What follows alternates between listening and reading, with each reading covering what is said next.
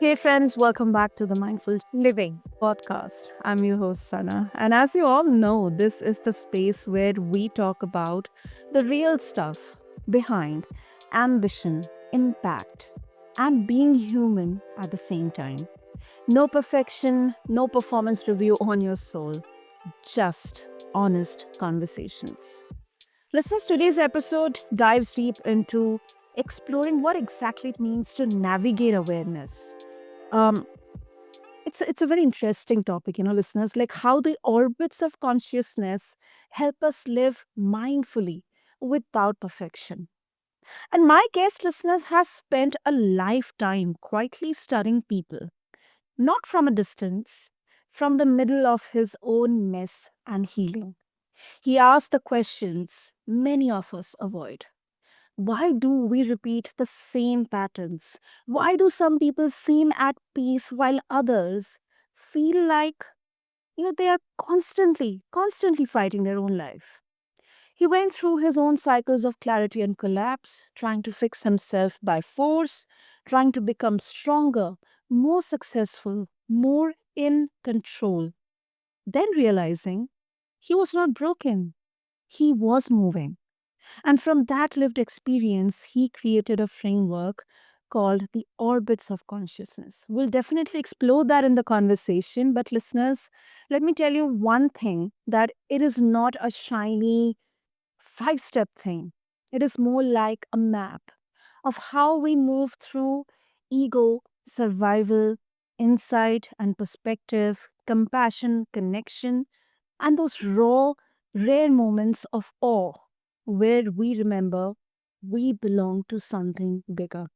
And listeners, his book, A Phenomenal Life, Ignite Your Clarity, Connection, and Awe, is basically an invitation to look honestly at where you are in your inner orbit.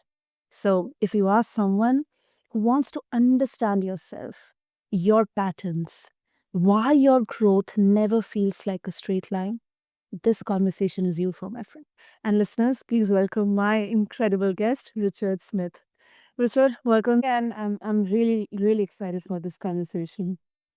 Thank you, Sana. I'm very happy to be here and looking forward to this conversation too. Totally. Okay, Richard, I want to start at the beginning. You know, not the polished framework, but the real raw mess, the messy human.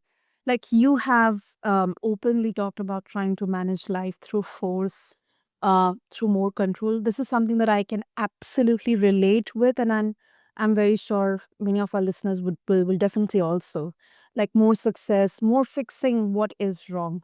So, can you walk us into that season of your life? I would say I don't think that my life has been any harder than anybody else's, or I've had more difficulties or more struggles than anybody else. I think the things that we all understand, we all experience, and I think that we've all felt, that when we have been at lowest ebbs, we all know what that feels like, and we all know, how struggling how it feels, and we can see it in our friends as well. And so, yeah, I mean, I think when I was going through those times, it was, looking inwards, looking at me, how I was experiencing these things. I think that's what sort of like started getting me on the path of trying to work out what can we do to change this, and how can we use this to help us and benefit us. Yeah, yeah. And I mean, it's kind of an interesting paradox, Richard.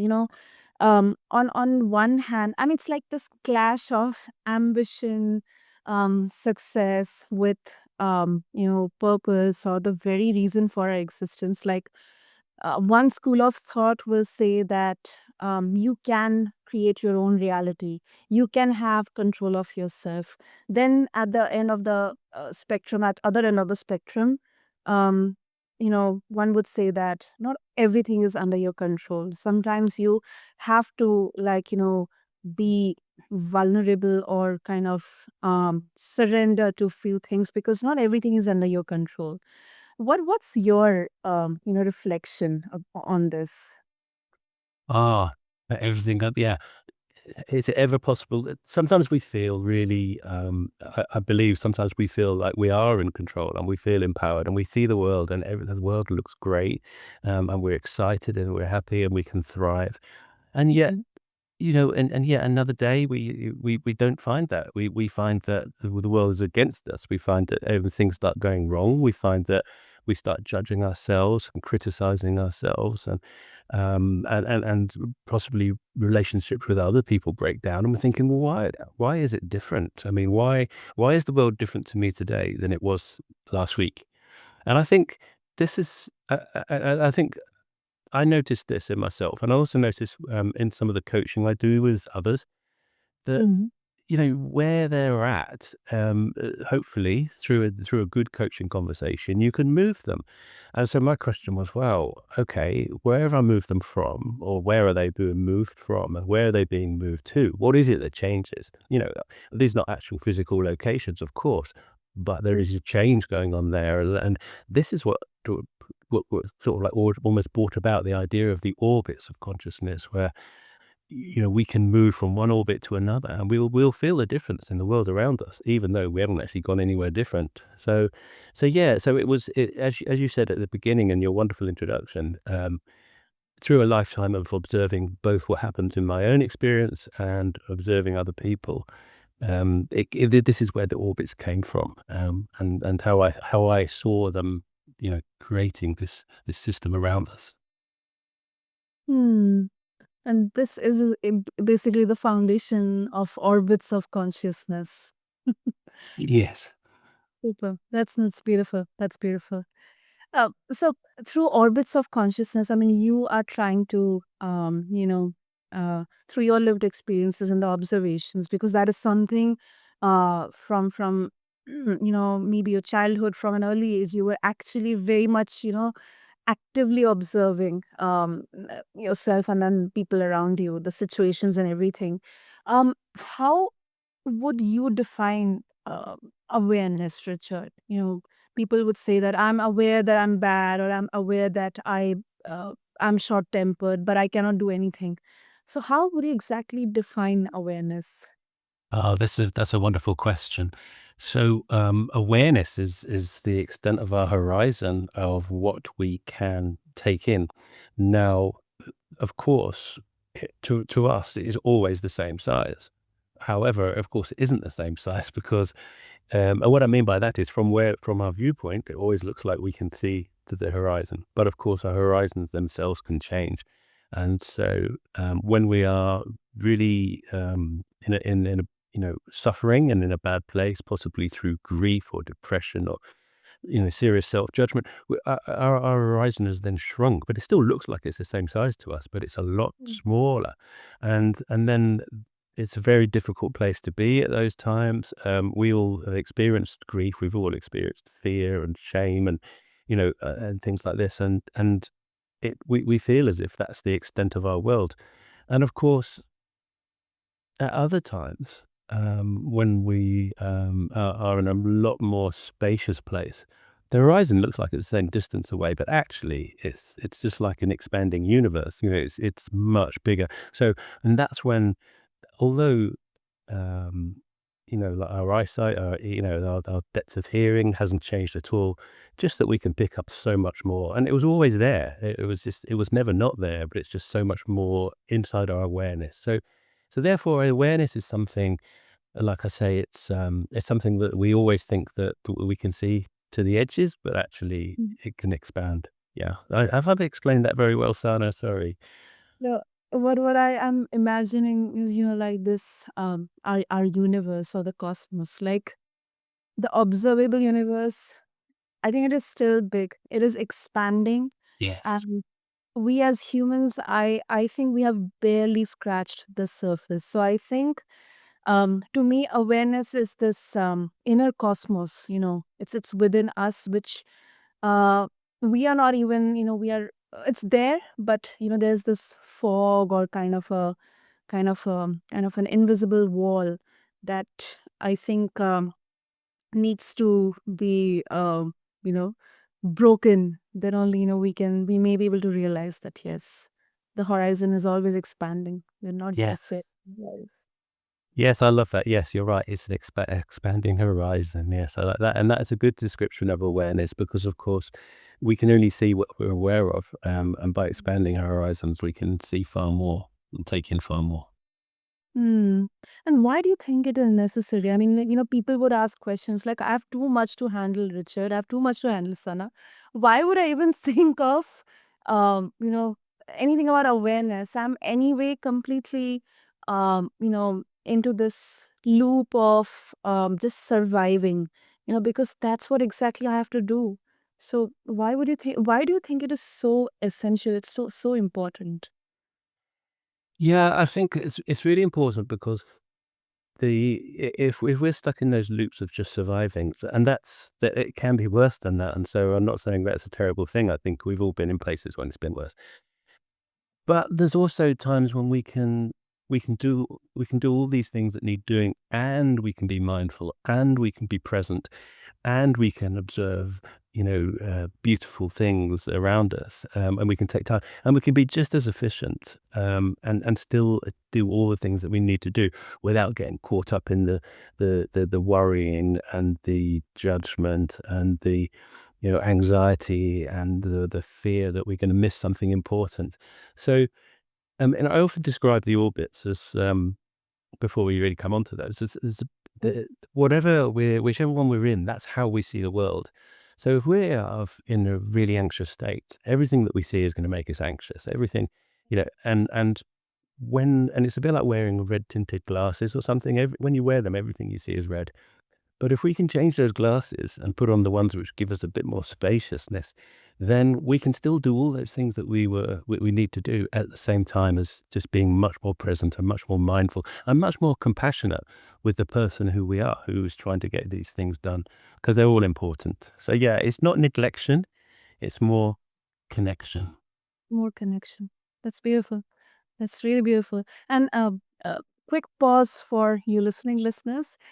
If this conversation is already giving you language for what you feel inside, or if you feel it's helping you see your patterns with a little less shame, hit follow on the mindful living. And if someone in your life keeps saying, I am stuck, or I do not know what is wrong with me, share this episode with them after you are done. You never know which orbit they are in right now, and this might be the bridge they need. All right, back to it. So, Richard, let's explore the orbits of consciousness here. I'm really, really loving the term here. So, for someone listening, who has never heard, even I haven't heard, but we are kind of this having this frustration that there's so much of self help.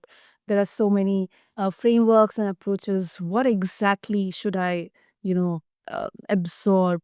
How would you explain the orbits in simple everyday terms? Yeah, thank you, Salah. So to explain them in everyday terms, it, the whole idea came to me as an insight. I was thinking about some of my interests. We've already talked a bit about the cosmos, just like a planetary orbit, like or the planets going around the sun. They move around in a three-dimensional space, and the same as an electron does around a nucleus. So as above, so below, and I saw consciousness as something which we are the orbit that we're in, and it's all around this central point, which is the ego. And when we're really heavily ego attached, that's when we're in the real depths. That's when we might be suffering with tremendous grief or depression or shame or fear or worry. And it's when the world seems we shrink within the world, and that's, we can't get out of this very hard. I literally call that first orbit dark Mm. places, because we talk about when someone's in a dark place, and we all know what it's like to be there, and it's inevitable. It's part of being human, and as humans, we will experience those things. So the lowest orbits there, really closely ego attached, and there's a lot of density there, so it's very hard to move out. And often it needs professional interventions if we're, obviously severely depressed, of course. But also we can just dip into there sometimes. And then as we move outwards, as we move into the next one, which is the orbit of the oppressed, And this is what I call it, the orbit of the oppressed, because here it's not as bad. We're a little bit further away from the ego's core. The density is a little lighter, and there's a little bit of hope there. But of course, things aren't good. We still feel as if the world is bad to us. We feel as if we don't fit in. We feel as if it's not a good existence for us. And as we carry on moving outwards, we can come to the orbit of sustaining. And I think that's the one you mentioned before about when people are coping. And this is where I think a lot of people are, and it's not bad place. We can cope, we can sustain ourselves, we can have happy moments, we can have sad moments, we can have still strong, we can still be dictated by our emotions. And within that, on the outside of this orbit, I see there's something that I call the ceiling of judgment, because judgment is like a ceiling that keeps us trapped in here. Because whenever we judge, we create a separation between ourselves and the things that's being judged. Even if it is our own self that we're judging, it creates this separation. And if we can expand outwards, we can get to the one I call the wholesome existence. And in here, there's a lot more kindness, compassion, um, peace, love, and it's just and this is where we find ourselves when we're possibly watching a beautiful sunset, or walking through nature, or in flow, maybe in doing the hobbies that we love, dancing, or whatever it could be. Um, and this is a wonderful place to be. And then there's even a higher orbit as well, which I call the spiritual orbit, and that's where total spaciousness, total distance from egos. There's no ego left anymore. We feel absolute connection with everything around us, people, and the world around us, the universe around us. And this is a wonderful place to be. And I think we all can experience this orbit for short amounts of time. Of course, it's inevitable. It's a human existence. We will come back. But the fact that we know it's there, and we know it's just so close to us that we can almost touch it. This is where I think the real power of the orbits of consciousness framework it can be used. Mm. No, this is very interesting, Richard. Very interesting. And I must really thank you because you mentioned that maybe for me as well, it may look that for, let's say, a brief amount of time, I'm in the orbit of peace, or um, just trying to be and enjoy the present. But then it doesn't mean that we are completely forgetting that life is unpredictable. We may have tough times, we may have to face challenges, we have some things to tend to. But I think um, you know uh, surviving in that loop of worry, fear, and anxiety, um, not only affects our future, but is also affecting us in the present as well. So, I mean, I'm just contradicting, listeners if they're thinking, okay, sorry, asking me to be always happy or always in peace, because that is not, I cannot afford to be in peace. So, the orbit of being in that peace, or just, looking at sunset, or being in the nature, it doesn't serve to me. So, I'm just contradicting for the listeners as well, Richard. Yeah, yeah, I understand that. Yeah. Uh, And how can someone know which orbit they are in right now? You just share with us. That's a great question. I think within the framework, I tended to list all and they're not confined to these orbits. But for instance, when we're in the lower orbits, we will experience more fear. We will experience more uh, sh- judgment, shame. We will experience more. Uh, yeah, some of the things which we feel as if almost plague us, and that, and when we move out, so if we so whatever you feel, that's the orbit that you're in. So that's really the short answer.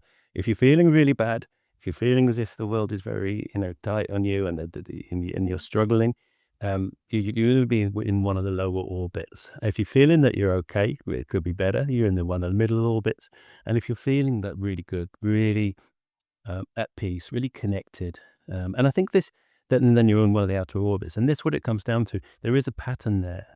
Disconnection at the center, at Mm. the lower orbits. Connection to ourselves is the way to get out of it. Connection to our feelings, connection and compassion for ourselves. Once we connect to our feelings, then in the middle orbits, we need to connect to other people, because a lot of the problems we face in life are they're not all, but a lot of them are formed in relationship, and then they can also be healed in relationship too with others. And this is why, I mean, as a coach, as someone who works with helpful these helping conversations, something I believe. And then of course, connection with um, the universe itself and these outer orbits. And what I mean by connection with the universe is, we spoke about a sunset already. So, you, in those higher places, when you're looking at a sunset, you're no longer somebody looking at a sunset. You actually are the sunset. You're part of it because it couldn't be a sunset without you looking at it. And you sense that connection. You sense that complete, the, the higher, something higher. There's something much more connected going on there. So, so yeah, it's all about the connection to self, to others, and to the universe, I think, as you expand outward. So however connected you feel, the short answer to your question, Sana, that's the orbit that you're in, yeah.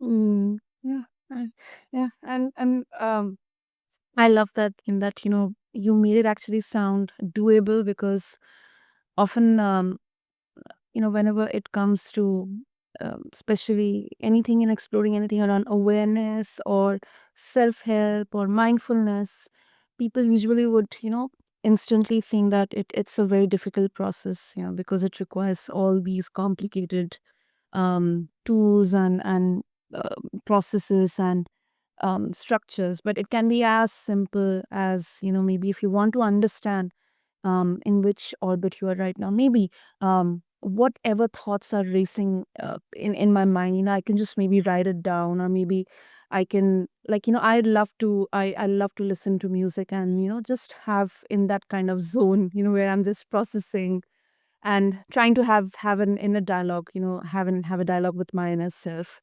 Anything, walking in the nature, or just listening to the birds chirping outside, something like that. And it can be as simple as breath work as well.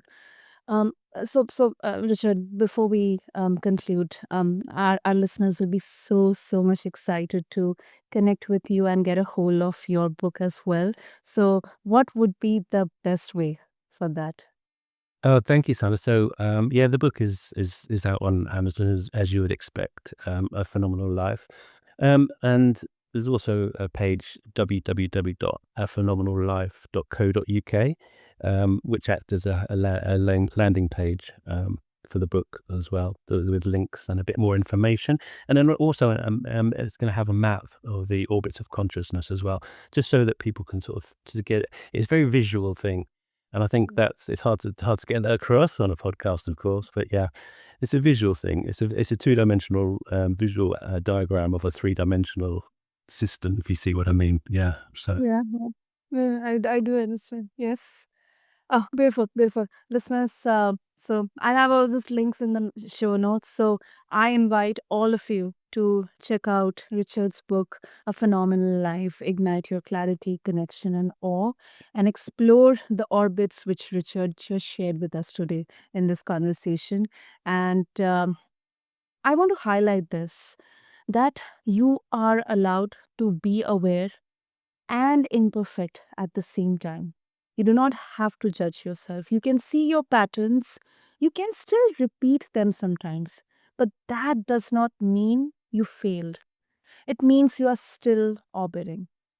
So, thank you so much, Richard, for this such a grounding and very soothing conversation. Uh, because I think it will give listeners at least this kind of a confirmation that it's not challenging or difficult enough to explore awareness. So, thank you. thank you so much for having me, Sana. I've really enjoyed our conversation. Absolutely, absolutely. So, thank you to all the listeners for tuning in to this episode. And here is what I want you to take away today. You do not have to be in the highest orbit to live a meaningful life. You do not have to be perfectly mindful to be worthy of love, rest, or success.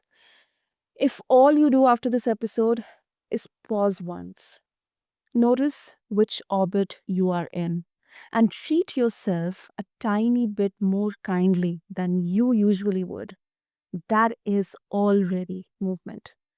And if this episode gave you language for inner world, just do quick two things. hit follow so that you do not miss future conversations like this. Share this episode with one person who is hard on themselves and who might need the reminder that they're not broken, they're just moving. So, thank you to everyone for trusting us. Take a breath, notice your orbit, and I, your host, Sana, will see you in the next episode. Thank you.